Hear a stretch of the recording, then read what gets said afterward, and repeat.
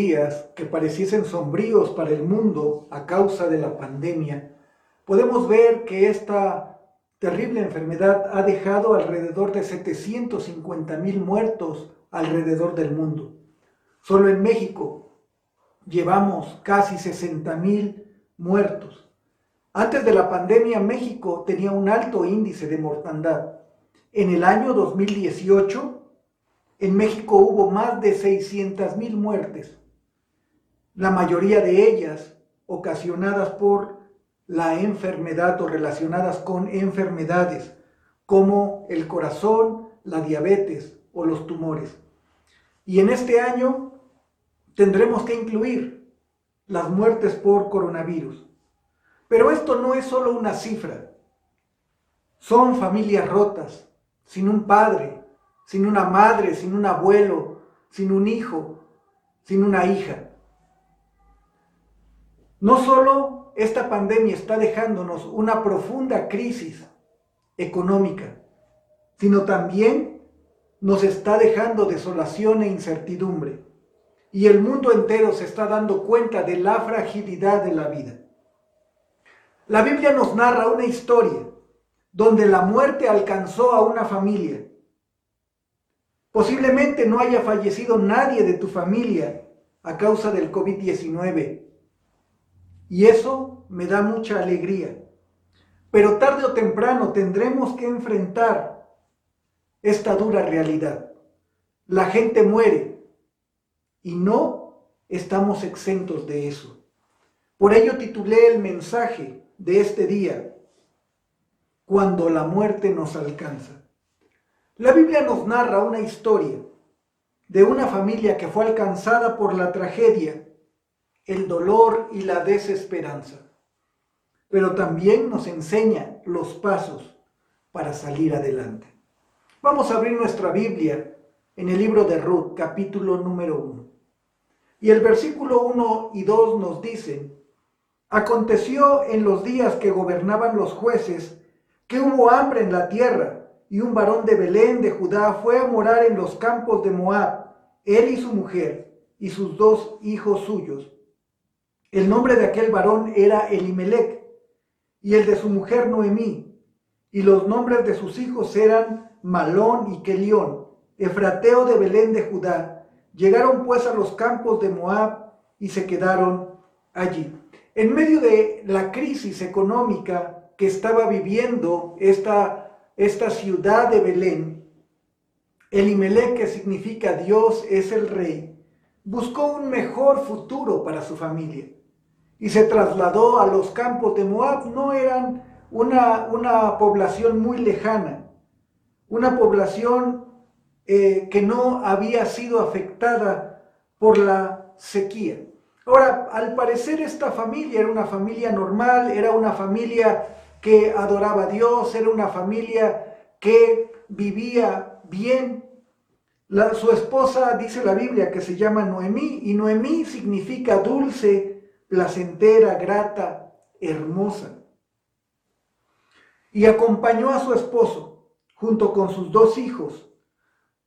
Pero sus 2 hijos tenían problemas de enfermedad, porque mira, Malón significa enfermo y Kelión significa defectuoso.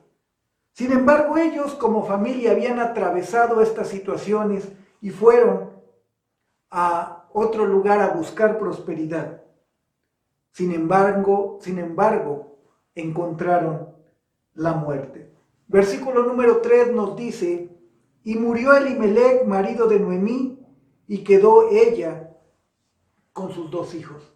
Al verse Noemí solamente con sus hijos, sin su marido, ella decidió casar a sus hijos. Ella decidió buscar esposa para sus hijos, ya que quería preservar su descendencia, ¿verdad? Y no le importó pues que casarlas con mujeres que no eran del pueblo de Israel, sino que eran moabitas. Dice el versículo número 4, los cuales tomaron para sí mujeres moabitas. El nombre de una era Orfa y el nombre de la otra Ruth, y habitaron allí unos 10 años. Pero me llama la atención que durante estos 10 años no pudieron prosperar y no pudieron tener descendencia, y pasó lo inevitable. Versículo número 5 dice: y murieron también los dos, Malión y Quelión, quedando así la mujer desamparada de sus 2 hijos y de su marido. Sin duda, ella quedó sola y desamparada. Por eso es que le dice a sus nueras que regresasen a su ciudad, que rehiciesen su vida. Ella en ese tiempo escuchó que Dios había visitado a Belén y que había pan en Belén, y decidió regresar. Por eso en el versículo número 8 dice: y Noemí dijo a sus 2 nueras: andad, volveos cada una a la casa de su madre. Jehová haga con vosotras misericordia, como lo habéis hecho con los muertos y conmigo. Sabes, cuando se enfrenta una etapa de duelo, se experimentan diferentes sensaciones, pensamientos, sentimientos, emociones. Esta historia nos habla al menos de 3. En primer lugar, se enfrenta la soledad. Se enfrenta a la soledad. Versículos 14 y 15 dice: y ellas, alzando otra vez su voz, y lloraron, y Orfa besó a su suegra, mas Ruth se quedó con ella, y Noemí dijo: he aquí tu cuñada se ha vuelto a su pueblo y a sus dioses, vuélvete tú tras ella. Mira, la mayoría de las personas que atraviesan un duelo quieren estar solas, buscan la soledad. ¿Por qué buscan la soledad? Porque consideran que nadie puede entender su dolor. Y entonces buscan estar solos, buscan estar solas las personas que pasan por el duelo. No solamente pasan por la soledad, sino pasan por la desesperanza. Versículos 12 y 13, parte A, dice: volveos, hijas mías, e idos, porque yo ya soy vieja para tener marido.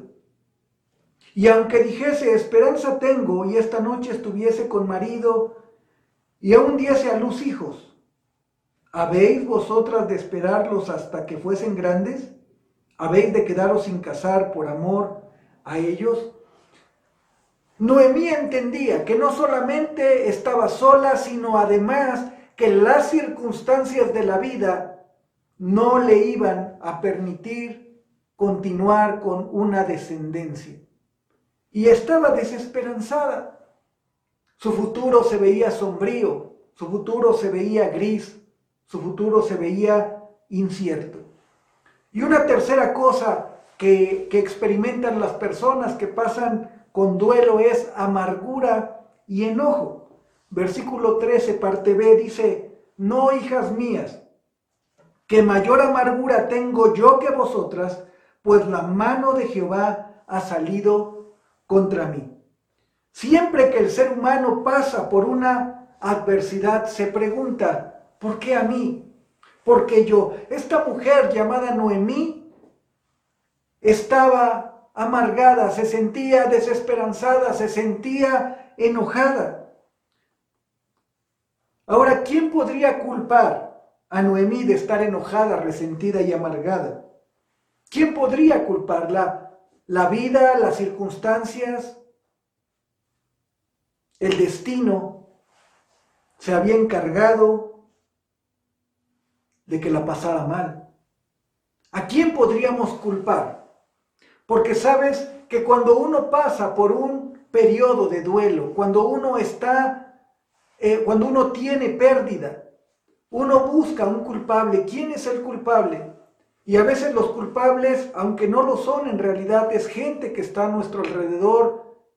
Culpamos a la gente que está a nuestro alrededor, pero a veces inclusive culpamos a Dios. Ella dice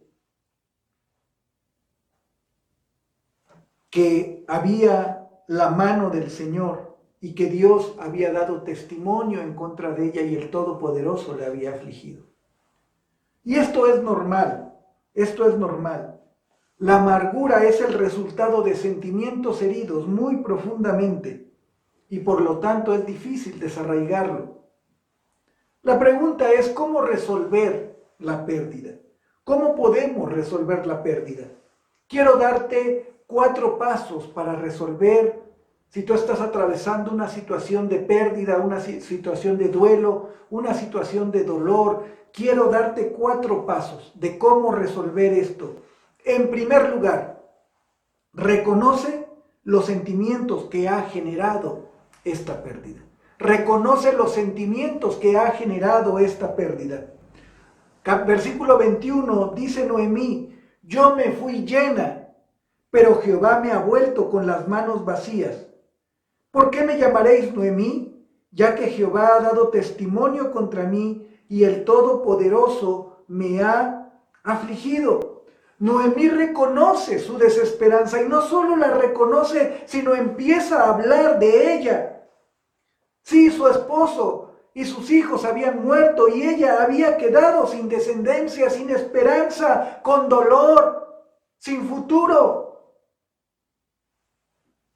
No solamente reconoció el dolor que estaba sintiendo, sino también reconoció su amargura.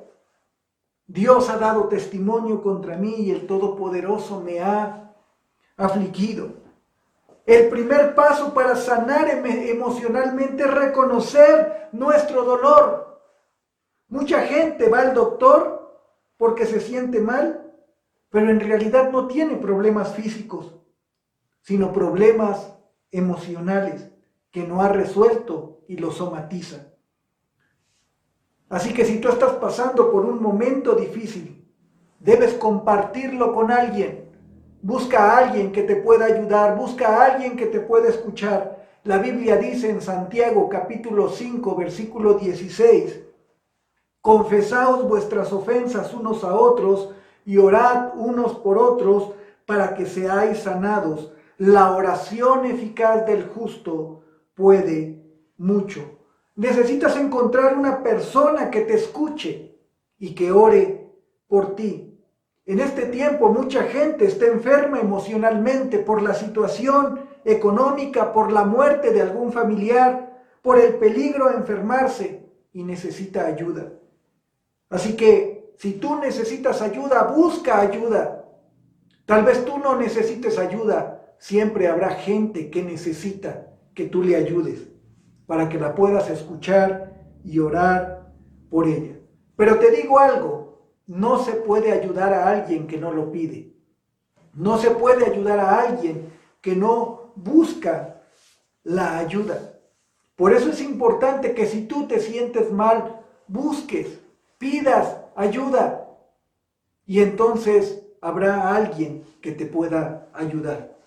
Y ese es el punto número 2. Siempre habrá alguien a tu lado. Siempre habrá alguien a tu lado. Aunque el duelo te lleva a la soledad y a veces el duelo no te permite ver que hay gente alrededor, siempre hay gente alrededor dispuesta a ayudar. Mira, al ver el dolor tan profundo de Noemí, Ruth, su nuera, en el versículo 16 del capítulo 1 dice... Le respondió, cuando ella le dice que se vaya, Ruth le responde y le dice: no me ruegues que te deje ni me aparte de ti, porque a donde quiera que tú fueres iré yo, y donde quiera que vivieres viviré. Tu pueblo será mi pueblo y tu Dios mi Dios.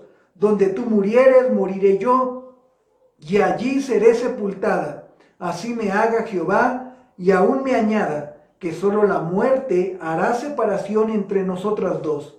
Y viendo Noemí que estaba tan resuelta a ir con ella, no dijo más. Dice el versículo 22, así Noemí y Ruth la moabita, así volvió Noemí y Ruth la moabita, su nuera, con ella, volvido a los campos de Moab, y llegaron a Belén al comienzo de la siega de la cebada. Ahora quiero decirte algo. Habrá personas como su otra nuera de Noemí, como Orfa, que llegó, que se conmovió, que lloró, pero que al final no estarán contigo. Sin duda, habrá gente que no llegará al final contigo, pero habrá personas como Ruth. Ruth significa amiga, que decidirán acompañarte en la situación difícil que estás pasando. Mira, Ruth decidió en primer lugar abandonar sus dioses por el único Dios verdadero. En segundo lugar, dejar su lugar de origen y regresar a Belén con su suegra Noemí. Y en tercer lugar, decidió firmemente no apartarse. Mira, las primeras palabras de Ruth es: no me ruegues que te deje. O sea, les estaba rogando: déjenme sola. Pero Ruth le dice: no me ruegues que te deje, porque no lo voy a hacer. Y qué hermoso es ver que al lado de nosotros hay personas. Mira, a veces muere el padre, muere la madre, muere algún hijo, y las personas que están alrededor se centran en el que se murió y se olvida de los que están vivos. También necesitan los unos a los otros. Así que es importante que nosotros nos centremos en las personas que están. Gálatas 6:2 nos dice: sobrellevad los unos las cargas de los otros y cumplid así la ley de Cristo. Así que debemos de ayudarnos, nos necesitamos los unos a los otros, y siempre habrá alguien dispuesto a estar a tu lado. Tercer paso: reconoce que no puedes quedarte en el estado en el que estás siempre. Reconoce que no puedes quedarte en este estado siempre. No puedes. Existe gente que queda atrapada en el dolor y en la amargura y no quiere caminar hacia adelante. Y el apego emocional que debe tener hacia las personas se queda en las cosas. Y no podemos desprendernos de ellas, ya que pensamos que traicionaríamos la memoria de aquel que se fue. Pero ellos entendieron, Noemí y Ruth entendieron que no podían quedarse en ese lugar, sino que tenían que avanzar porque la vida seguía adelante. Ruth capítulo 2, versículo 1 y 2 nos dice: tenía Noemí un pariente de su marido, hombre rico de la familia de Elimelech, el cual se llamaba Boz. Y Ruth la moabita dijo a Noemí: te ruego que me dejes ir al campo y recogeré espigas en pos de aquel a cuyos ojos hallaré gracia. Y ella le respondió: ve, hija mía, ve, hija mía. ¿Sabes? Ellas tuvieron que seguir adelante. Ellas pudieron haberse quedado encerradas en su dolor, encerradas en su tristeza, pero sabían que no podían quedarse más tiempo ahí. Ahora, está bien por un tiempo tener el duelo, por un tiempo tener el dolor, pero no puedes quedarte en esta situación. Tienes que avanzar, la vida continúa, la vida sigue, hay cosas más por delante. Así que ve hacia adelante y no te quedes. La Biblia nos exhorta en Efesios capítulo 4, versículo 31. Quítense de vosotros toda amargura, enojo, ira, gritería, maledicencia y toda malicia. Estas cosas nos dañan, estas cosas nos carcomen por dentro. Por eso la Biblia nos dice que necesitamos quitar esas cosas y avanzar. Y avanzar. Cuarto paso. Reconoce que todo tiene un plan perfecto por Dios. Reconoce que todo tiene un plan perfecto por Dios. Al final Dios va a darte un futuro glorioso. Va a darte una esperanza hermosa si tú le entregas todo a Él. Mira cómo termina esta historia. Ruth capítulo 4, versículos del 13 al 17. Vos pues tomó a Ruth, y ella fue su mujer, y se llegó a ella, y Jehová le dio que concibiese y diese a luz un hijo.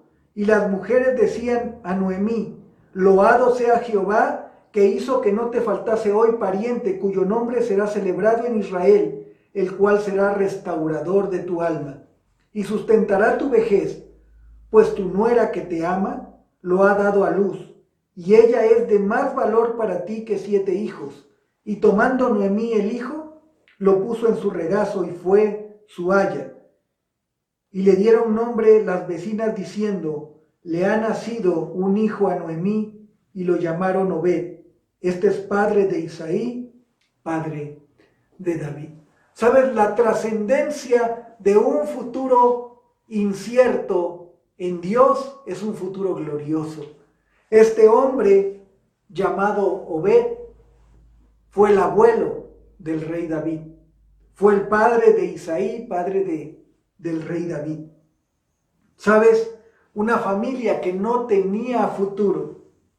Al final, Dios utiliza toda esta situación negativa, toda esta situación que pareciera que no tenía sentido, Dios la utiliza para traer honra y gloria a su nombre.